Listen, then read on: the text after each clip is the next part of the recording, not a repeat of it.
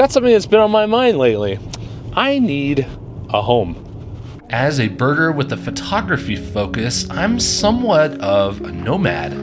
Whether I'm out chasing down a rare bird, or if I'm out looking for owls, or if I'm just having a chill list kind of day, I tend to only go where the action is.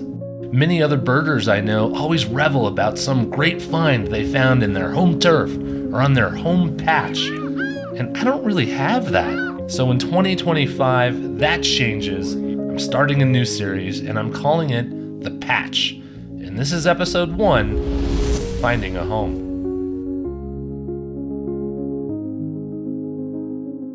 Okay, so I'm out looking for a home patch for birding and photography. So what goes into something like that? What do you look for as a birder? Is it just simply a place that's close to your home? Or is there more to it than that?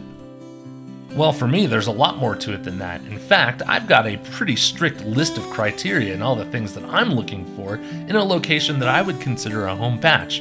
But I think I have found the perfect place. So in this video, I'm going to take you there, I'm going to give you a tour, and I'm going to show you what I think will be the perfect place to consider my home patch.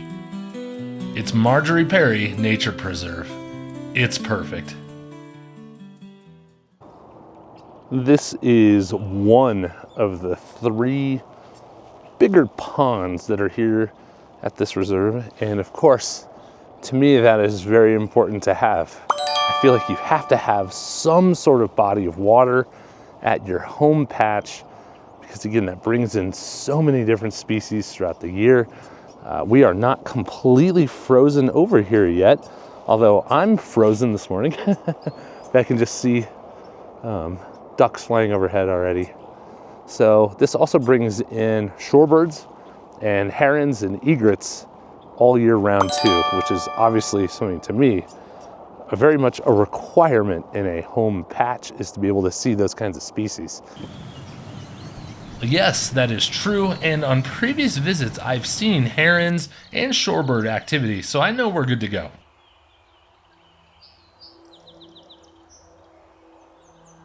So let's keep walking around. We'll go look at some of the other ponds here, and the bird activity so far has been okay. Got a downy woodpecker, European starlings, of course, some magpies, and like I said, just saw some mallards flying over, so pretty good start. So let's keep looking around. Yeah, and another thing that's important to me is that I would like a place that has some rare birds every now and then. And I have actually been here to see rare birds before, so I know that they're here. Particularly, I was here earlier in the spring to see the Philadelphia vireo that was here, and it was right down this path. So let's go down there and take a look, because this gives us a great look at this other 3rd pond that's kind of hidden back here. So unless you kind of come down this trail, you wouldn't even know it's here. In the spring of 2024, the birding paparazzi made their way down this little trail to see this Philadelphia vireo, including myself. And then that same night, I also saw this rare olive-sided flycatcher.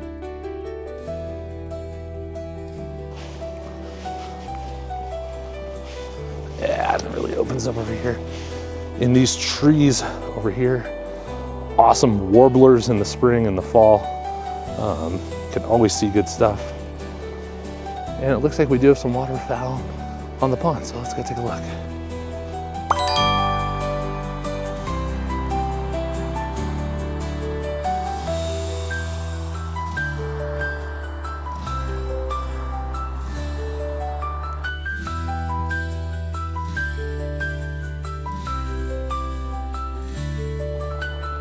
I'm sitting here in this little cove. It's got all this deadfall that kind of sits on the shore of this little pond. You can see it's kind of all the way around here. And I was just thinking to myself how perfect habitat it is for belted kingfishers. And sure enough, about 10 seconds later, I heard the chattering call of one off in the distance. So I haven't seen it yet, but oh yeah, they're here, which is that is good. I love me a belted kingfisher. Well, unfortunately, I did just find my first negative I have a tough time with, especially when I see things like this.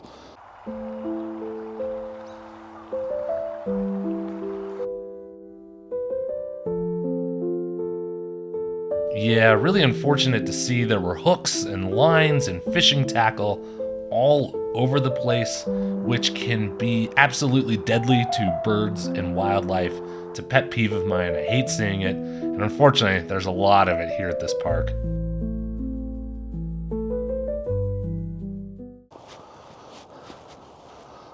Lots of good sort of grassland habitat out here too, which not much happening right now with that, but will be good in different seasons. And also I've noticed something else. Having raptors present at a home spot is pretty important to me. And I happen to see one now. So let's go take a look.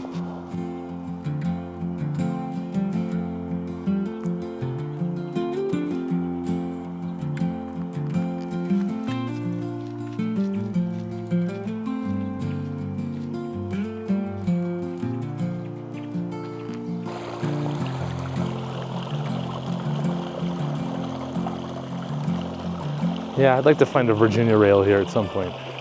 That's my goal. That's my goal of 2025. A Virginia rail at Marjorie Perry.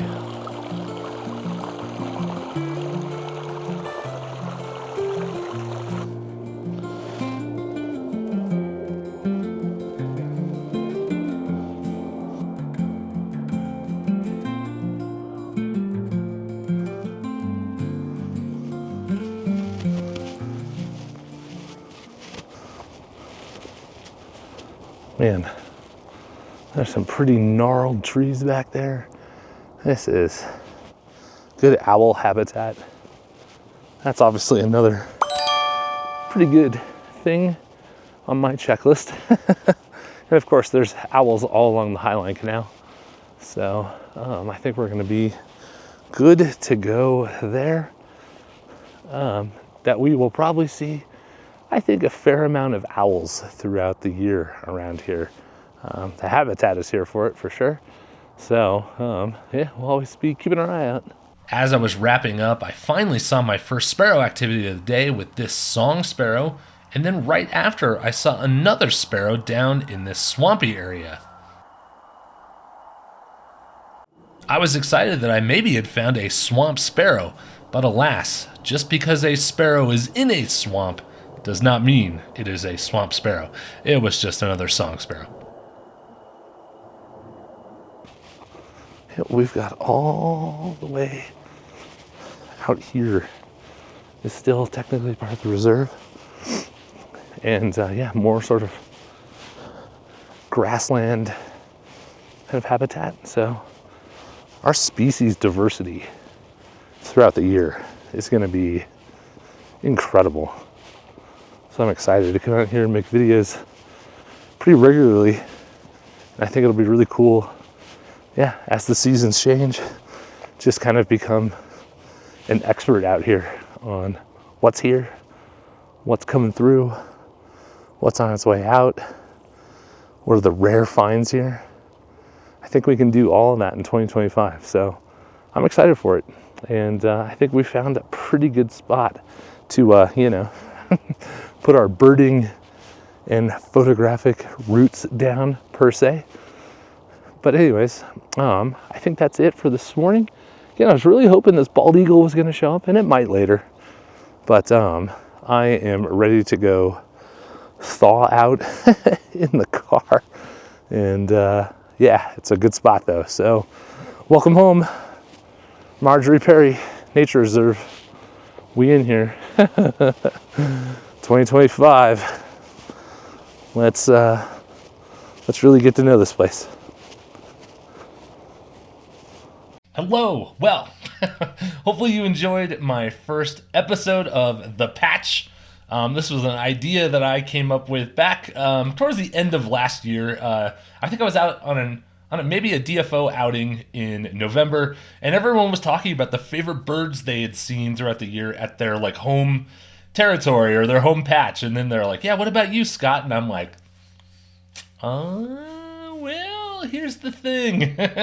So I was like, you know what? I'm gonna find a place for 2025. So that really got the wheels turning, and I was like, well, I'm really picky about what I want out of a home patch, and so I did a whole bunch of, like I said, thinking about it, and this was the place that I came up with.